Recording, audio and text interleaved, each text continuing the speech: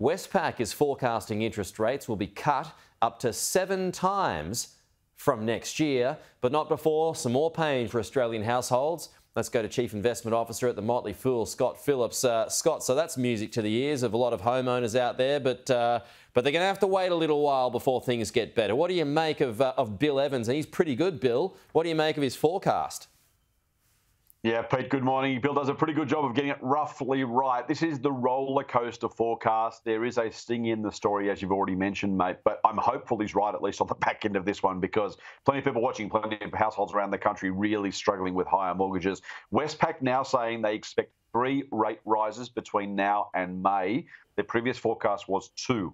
Now, do the maths with you. There's 3 months between now and May, so March, April and May. They're forecasting a 25 basis point or 0.25% increase in each of those 3 months. They believe that will be enough for the RBA to get a handle on and finally get in front of inflation. Of course, we've got some inflation numbers coming out tomorrow. The monthly gauge is out tomorrow, so that'll tell us how we're going, at least for now.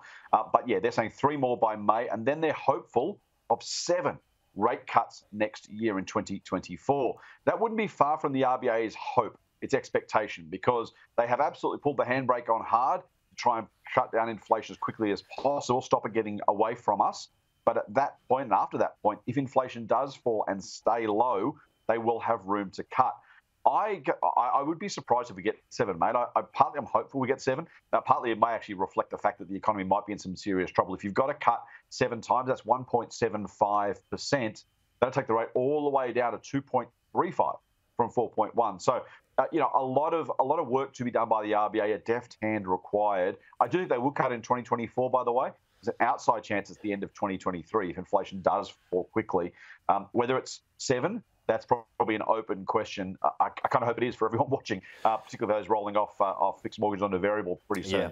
Whether it's enough, that's going to come down to the economy itself. Well, I mean, the thing about forecasts is that, there's a whole lot of factors at play. Anything could happen in that time. But I mean, that could be uplifting for a lot of folks out there who are doing it tough. They'll be like, well, we've just got to get through this period before things get easier again. And what that does to house prices in the meantime, I'm not sure, but we'll wait and see. Now, let's go to Super, Scott. There could well be some changes before the next election. Yeah, you've already covered it this morning too, Pete. Greg Conway talking about possibly using the gains from a super crackdown to fund low balances. Also reporting this morning's media that the government may use it to fund government super contributions on top of paid maternity leave or parental leave to basically kind of top that up, make sure people aren't losing super while they're taking time off work. This does strike me. I'm no political analyst, mate, but this does strike me as something of a make good, trying to reset the conversation, given some of the grief and some of the political pain the government's feeling over a policy that hasn't even actually been announced yet. Yeah.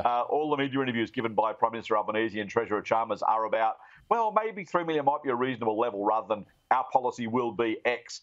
It seems to be the old balloon flying job of trying to work out what the response might be. This does feel like a case of, well, we're going to do this, but we're going to use some of the money to do some nice things, so please don't be too mean to us. Whether that's true or not, look, I think adding money to parental leave, adding super to parental leave makes a whole lot of sense. We know super balances, particularly for women, are impacted dramatically by time out of the workforce. That's a positive. You mentioned earlier, though, there is some pressure and a lot of pressure to pay down the deficit. I think that's also a really, really important part of what's going on here, because there is a massive structural imbalance in the budget set up by the last government, continued by the current government. That's part of why we're in this trouble. Why the RBA is having to raise rates so fast and so high is because the budget's not doing its normal job of slowing things down as the economy was effectively hitting capacity, even surpassing capacity. So there is some fiscal work to be done. There's a political sell job to be done. We do want to look after the super of lower paid workers and people on parental leave. So a difficult navigation for the government. Hopefully the opposition won't just take political point scoring here too. They'll hopefully be constructive on this one. But you want to see a better system moving forward.